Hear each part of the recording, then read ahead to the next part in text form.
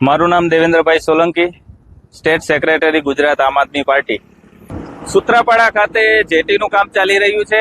તો આ કામ માટે જે બ્લેક સ્ટોન આવે છે અને આ બ્લેક સ્ટોન તાલાળા સાઈડથી આ બધા ટ્રક ભરાઈને આવે છે, જે કોઈ પણ પ્રકારની સલામતી પાછળ પાટિયા પણ નથી.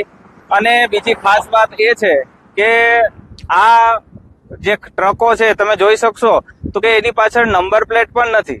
તો આ ગુજરાત પોલીસ અને ગીર સોમનાથ પોલીસ અને કલેક્ટર શ્રીને મારું કહેવાનું છે કે આ કયા નિયમ અનુસાર આ બધું છે એ ચાલુ છે. કોઈ પણ પ્રકારના ટ્રાફિકના નિયમો વગર. અને હમણાં જ ગીર સોમનાથ જિલ્લામાં તો રોડ સેફટીની અંદર પહેલા નંબરે આ ગીર સોમનાથ જિલ્લો છે. તો આવું કઈ રીતના શક્ય બન્યું છે? એટલે આ બધું કામ છે એ કલેક્ટર શ્રી અને ગુજરાત ગીર સોમનાથ પોલીસની મીઠી નજર હેઠળ ચાલતું હોય એવું અમને લાગી રહ્યું છે. તાલાળા થઈ અને ટૂંકમાં સૂત્રાપાડાના રસ્તે સૂત્રાપાડા જેટી સુધી આ માલ પહોંચાડવામાં આવે છે. અને ટ્રકની અંદર ઓવરલોડિંગ હોય એવું ચોક્કસ દેખાઈ આવી છે રહ્યું છે.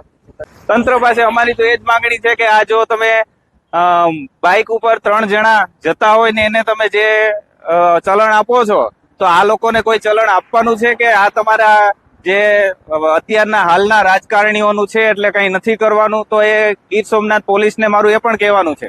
હાલ આ સમયે આ ઓવરલોડિંગ વાહનો જે છે એ બિલકુલ ખોટી રીતે ચાલી રહ્યા છે. તો આ માટે પોલીસ વિભાગ તો ઠીક છે, બાકી ખાણ ખનીજ વિભાગની મીઠી નજર હોય એવું લાગે રહ્યું છે.